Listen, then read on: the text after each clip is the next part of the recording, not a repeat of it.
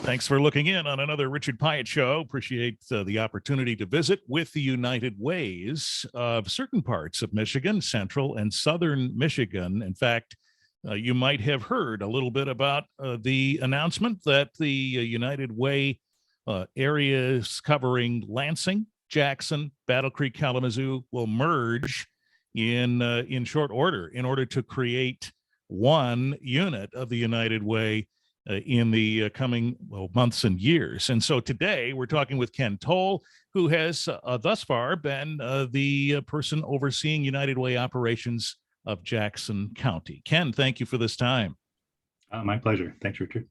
Let's talk about the overall intent here. Why are you convinced this is the right move for the United Way of Jackson County? Yeah, that is the question at hand, isn't it? It's an awful lot of work and a big change for a community to absorb. So we better have a good reason for doing it. And the reasons have become increasingly apparent to me since I started this work 20 years ago. As a leader in United Way, I've been completely engrossed in the mission and the flexibility of roles that the United Way can play in a community. It's what I like to say the most small d democratic nonprofit I've ever seen. It offers all kinds of opportunities for engagement. It grows and builds in its strength as more people become involved. People can give small resources, large resources, time, voices, anything that you can think of. United Way can turn into positive change for a community. And we're very good at stretching dollars and making that impact really last and be effective. And so while we've rallied around our mission and seen the incredible power of our community change organization, we've also faced increasing challenges. It's getting harder and harder to run a nonprofit, everything from attracting and retaining top talent in this job market to keeping up with technology demands.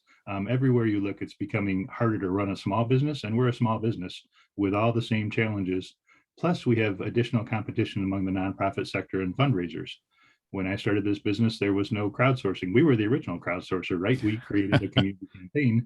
Now there's GoFundMe and a million other ways to give money. And you can use your phone and buy a cow in Africa for $5 a month and feel really good about that. So we have had increasing challenges, and our ability to communicate what we're doing, even though we're innovating and keeping up in all those areas, our ability to communicate that to our communities has always been a challenge. So as we looked at all these market forces and all these changes happening, we have been losing market share over the years. All of our United Ways have faced declining revenues from our community campaigns, and we found other ways to prop that up and continue the work despite that challenge.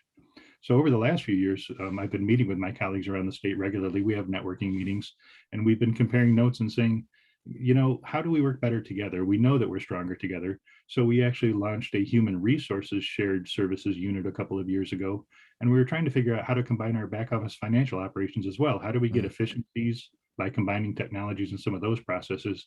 And the more we talked, the more we said to ourselves, it's harder to create a shared financial structure than probably just to merge. So let's just take a serious exploration of that. And we saw nothing but green lights. So we brought a small board leadership team together, and they set some criteria and benchmarks, and we went through all those. They all agreed. They brought in more board members.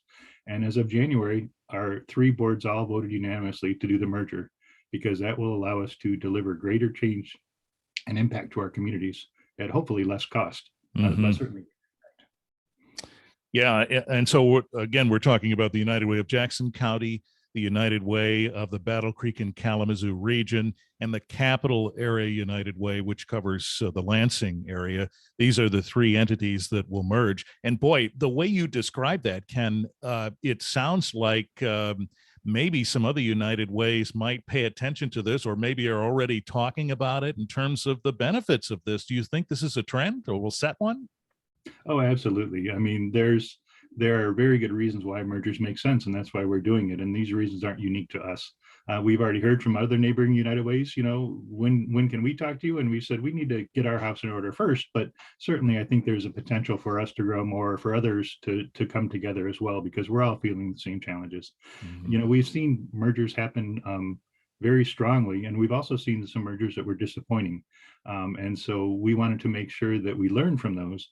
And some of the things we walked away from are in our merger. First of all, we are keeping all of our local offices and our teams in place with all the relationships we've built. This is not a merger to close offices and downsize staff and try to become more efficient that way. We've also said we'll keep our local dollars local. So while we'll have advanced fundraising opportunities, if a dollar is raised in Jackson, it's not going to go to support a program in Eaton County. It's going to still be invested in Jackson. So we believe that we can create the efficiencies and economies of scale, but still honor our what makes United Way special, which is all the work we do in each individual community. Yeah, So it really became a win.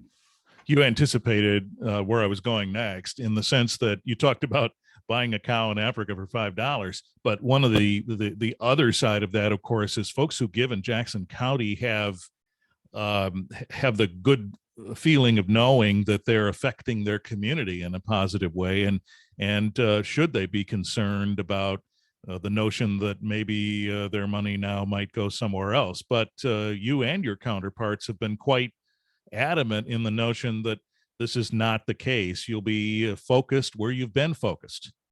Absolutely. You know, there are some economies of scale where we'll be able to do better work in our communities by joining together.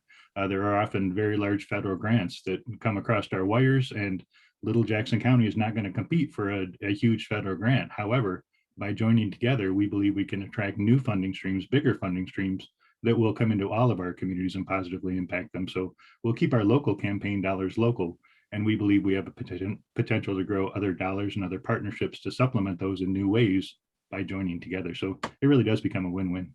Mm-hmm. Yeah. When you say Little Jackson County doesn't compete, I presume that you speak from experience, having seen that, having been overshadowed by larger territories or certain criteria that tend to be focused on those territories instead. I presume that's from experience. Yeah, interestingly, the first time we won a federal grant, we actually had to recruit an entire organization in Detroit to bring enough population coverage for us to win the federal grant. And then it was very difficult to work with Detroit across that cultural gap and everything. So we learned the numbers game early on, and we found some creative ways to get around it. We've built incredible things here in Jackson and throughout our three systems, but together it'll be easier and more apparent that we're deserving of those dollars and we'll steward them well. Mm-hmm. What have been the main, excuse me, what have been the main challenges of Jackson County as you're trying to respond to the need? Has it been consistent with some of the other counties in the state, or are there some unique things that stand out? It's actually been pretty consistent. We're all facing challenges with workforces, you know, as the pandemic obviously blew everything up. But even pre-pandemic, as more companies consolidated and ownership transitioned from, you know, the mom and pop store down the street to part of a big chain, United Way lost a lot of its connection.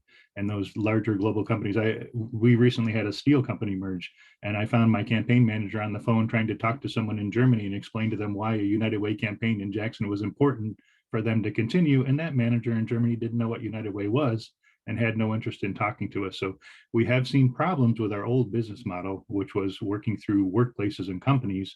And we know we need to transition to more individual engagement and individual donation support, which means new technologies, new competitions, as we've talked about. All those things come into bear. But another challenge we've seen is the needs have continued to escalate across this whole region. All three of our United Ways are very focused on the ALICE report. I don't know if you've seen the low income report about folks who work hard, sometimes one or two jobs, and still aren't earning enough to get by. And that's a very real function of our economic systems and our current economy and community priorities even. And so a commonality we see is that we need to reset our entire culture around living wages and what's acceptable to pay people and what do we expect as a society if we continue to pay 40% of the people not enough to get by. The implications we're seeing now, educational fallout, problems with children, mental health and stress, it's all over the map. And so we have all three of our United Ways have firmly committed to focusing on the ALICE population and helping folks who are trying to work hard make enough to succeed. And that's one thing that brought us together in a way that we can scale up and really explore a variety of programs we're doing to attack that in different ways. Some will scale across the whole region, some may go away, but that's our real focus is on that particular issue that we all share. Boy, that's quite a story. I suppose a global economy story about knocking on the door in Germany and then not having it translate well in terms of what your goals have been. And you've had this connection for a long time. Now it's changed. Yeah. I think that company was probably a major contributor to our economy for 70 years. And we've seen that happen every year. We lose a couple of companies in each of our communities. And if that translates to 2 or 3% revenue loss over 10 or 20 years, you start talking about a very serious number you have to address. Sure. And while still trying to increase the impact that you're making. Exactly. Yeah. So we found some real innovative ways to make that impact. We're finding new models to reach people, new models to engage people.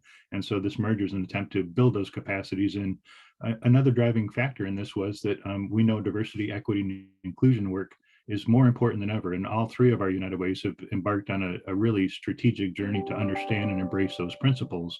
And the more we learn about them, the more we realize philanthropy has done a lot of damage over the years. We haven't been on our A game. We have actually perpetuated a lot of inequities that we can now see. And so that's another exciting thing. The merger allows us to reset, and we are actually building in a C-suite leadership position that will be a diversity, equity, and inclusion officer to help inform everything we do going forward. And that, I think, will be such a win long term that it'll justify this merger. And when we look back 5 years, the ability to make that pivot quickly and strategically is a huge benefit for all our communities. Well, before we go, let's reiterate the notion that you'll still be reachable the same way you've always been in Jackson County. Isn't that true? Absolutely. All three of our CEOs are staying in our communities. I'm taking on a slightly different role in the organization. I'll be Chief Operating Officer. So a slightly different skill set, but I'm staying in Jackson and my team is staying in Jackson, and all of our relationships remain here. All right. And what's the website where folks in Jackson County can access you? uwjackson.org is our website. All right. Ken Toll, United Way, Jackson County, becoming part of a stronger United Way organization. Thank you for the opportunity to talk about it today. My pleasure.